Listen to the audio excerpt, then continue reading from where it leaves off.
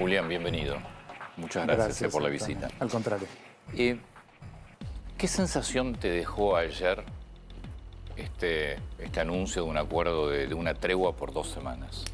Bueno, es un anuncio que sorprende en el contraste con la amenaza anterior de Trump de aniquilar a una civilización y en tan poco tiempo pasar a un 24 acuerdo horas antes, sí. celebratorio.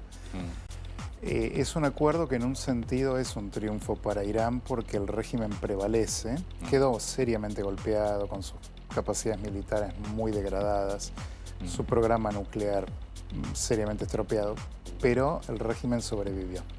Y sobrevivió de una manera que incluso con un poder extorsivo sobre la economía mundial muy fuerte. Entonces lo que a mí me preocupa de este escenario es que es una guerra inconclusa en relación a uno de los objetivos planteados y que podría requerir una futura repetición, lo cual sería muy complicado. Ahora, ¿imaginas 2 semanas por delante otro ultimátum? Porque lo hablábamos con Darío de temprano también. Lo que quedó, sobre todo después del último mensaje que da el presidente de Estados Unidos, es como que ya está, son 2 semanas de tregua, pero la guerra está terminada. Sí. Lo que Trump quiere es eso, de hecho. Él había planteado inicialmente un periodo de 4 a 6 semanas, se están cumpliendo las 6 semanas. Es un año electoral para Estados Unidos, tenía mucha oposición doméstica, y no solo de la carga ideológica de opositores o dentro del movimiento MAGA, sino en general del ciudadano de a pie común que se preguntaba qué está pasando.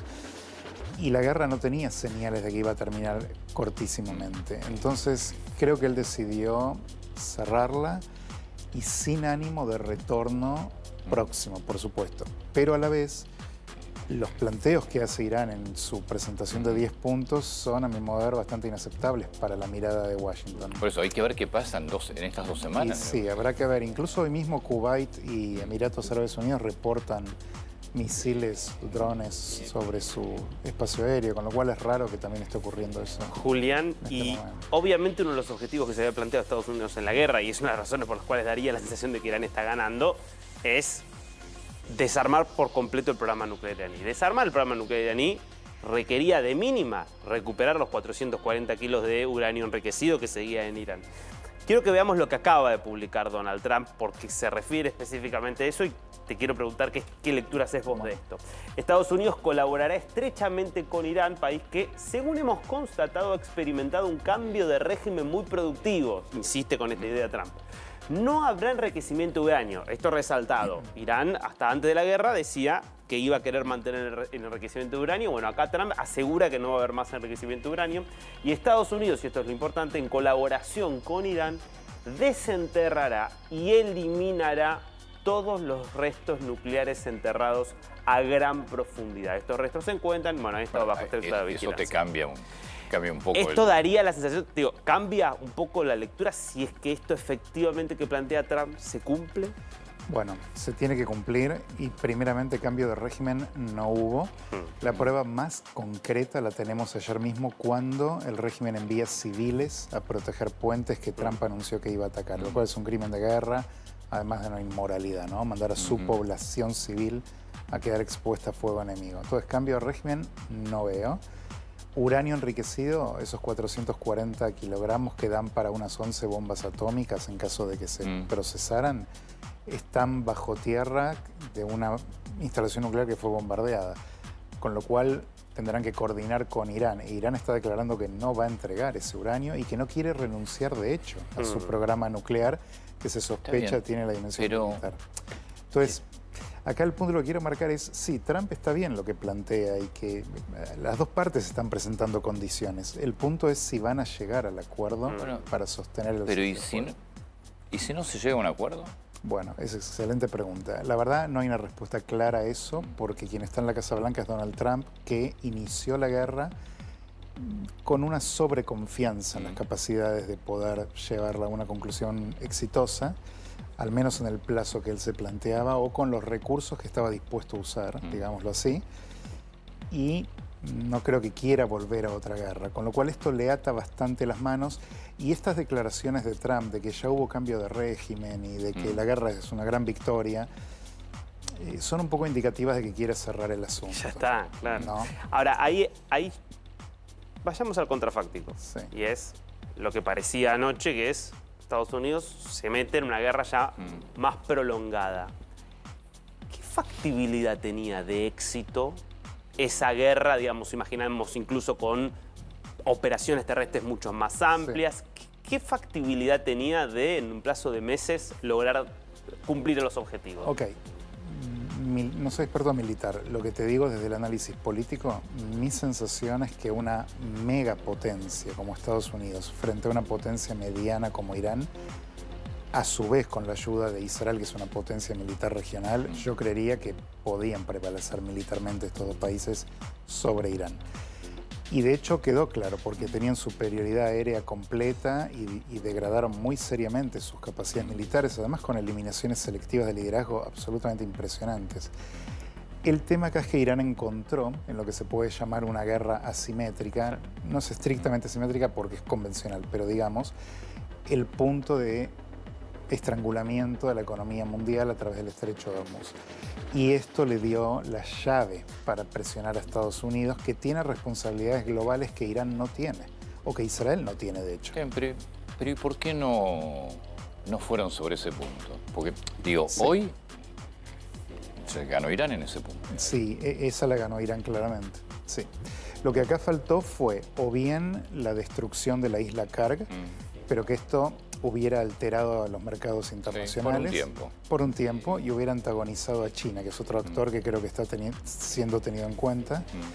Coincido con lo que vos decís. Yo en varios programas he planteado esto de que el corto plazo requiere una tolerancia de dolor económico mundial para prevalecer en el largo plazo en una estabilidad duradera, ¿no? Porque, en definitiva, la capacidad extorsiva se la respetaste.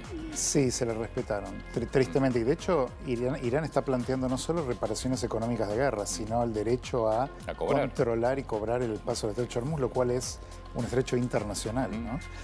De manera que sí, en este sentido es un poco inquietante el desarrollo. Vos sabés que, de hecho, mientras venía para acá miraba titulares de Medio Oriente, Hamas y Hezbollah están declarando que esto es una victoria para ellos y el eje con Irán, y la oposición en Israel está profundamente escandalizada por este desarrollo. Entonces, coincido con tu mirada de que sí. Pero es que no sé qué pasará en estas 2 semanas que vienen.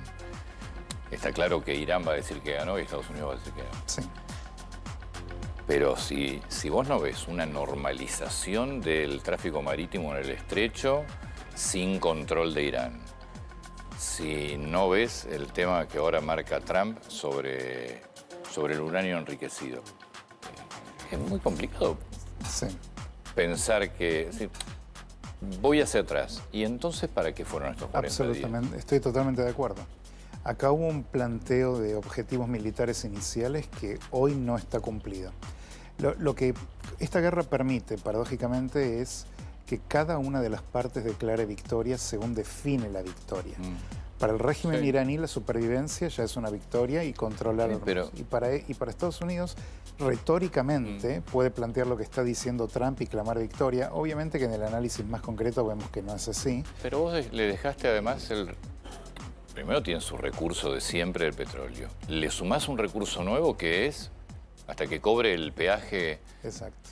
O sea que le dejás los recursos para el país que financia el terrorismo en el mundo. Sí, es peor que antes la situación, estoy de acuerdo. Claro. Absolutamente. ¿Sabes? Decís, bueno, mirás hacia atrás, ¿y entonces? Sí, en este sentido no tuvo sentido. La verdad es que yo creo que estas son el tipo de guerra que si te atreves a lanzar, las tenés que terminar. ¿Las tenés que terminar? Las tenés que terminar.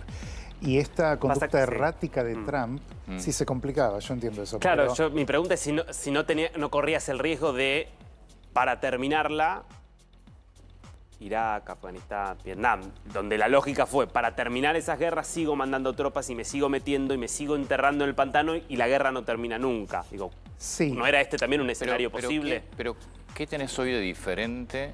No, es que claramente para mí Trump apostó a un triunfo corto ese triunfo no se le dio y entonces prefiere irse a quedar enterrado en una guerra. Me da la sensación. Algo de eso creo que está pasando, efectivamente, sumado a las consideraciones domésticas que tiene su vicepresidente en contra, más allá de... Totalmente. O sea, tiene sus internas también.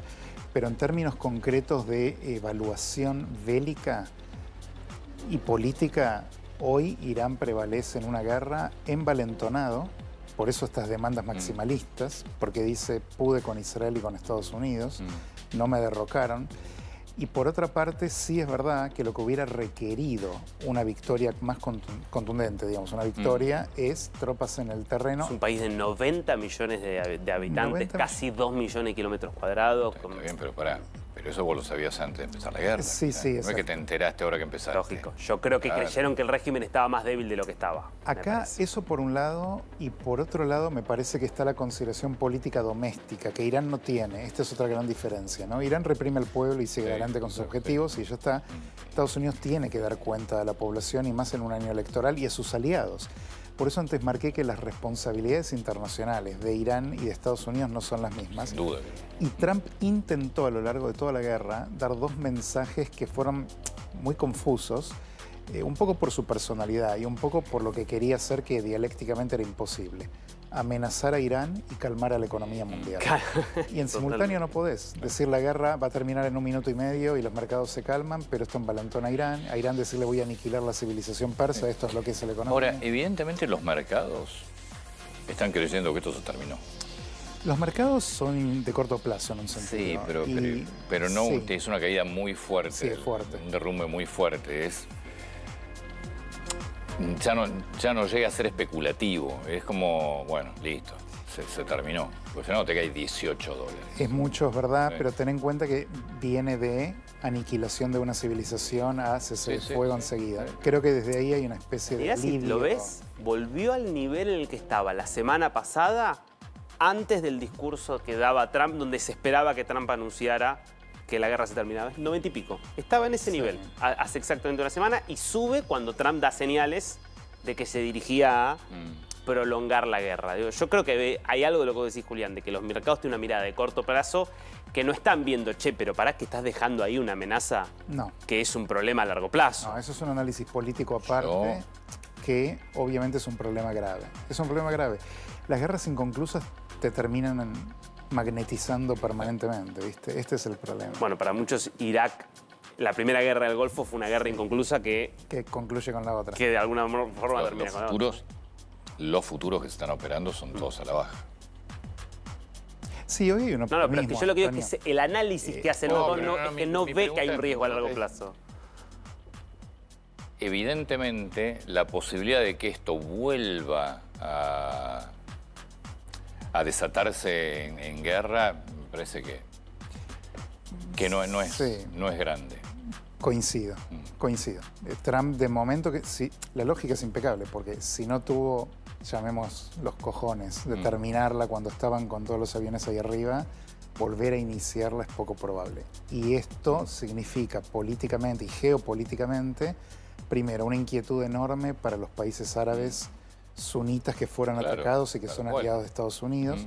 Es un problema para Israel, que se queda con Hezbollah en el Líbano y con un Irán muy envalentonado. Y es un problema, de hecho, para toda la comunidad internacional, porque hemos visto cómo afectó... Sí, nunca lo entendió Europa, ¿eh? No, Europa no lo entiende. Europa no la ve. No tiene la...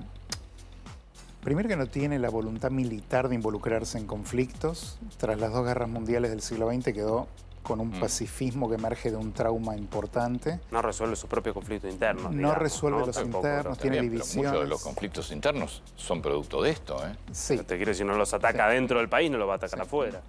No, y por otro lado también está la desunión europea, más allá de que exista formalmente la Unión Europea y el Consejo de Europa. ¿Y China? Y China es un victorioso de esta guerra en un sentido, porque durante toda la guerra el flujo de petróleo de Irán a China no se detuvo. Esto es algo que Trump permitió, fue incongruente en un sentido, a menos que se entienda en clave de no involucrar a China en el conflicto. Es decir, tranqui, que tu petróleo está asegurado, pero esto financiaba a Irán al mismo tiempo.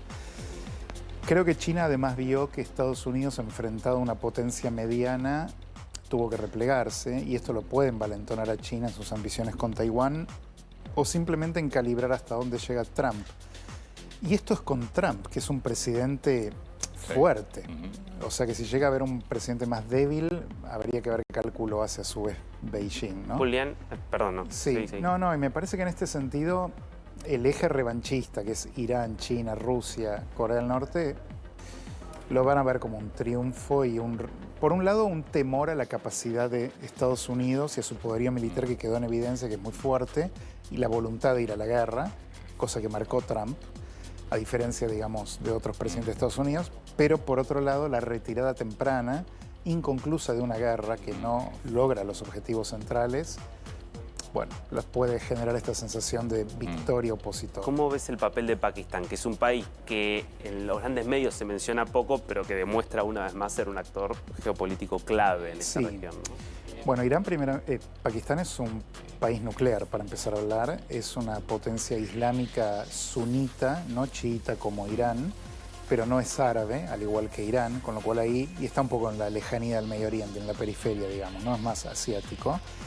Es un país que siempre tuvo un juego ambivalente con Estados Unidos. Es como parecido a Turquía, es un socio, pero de esos socios no confiables.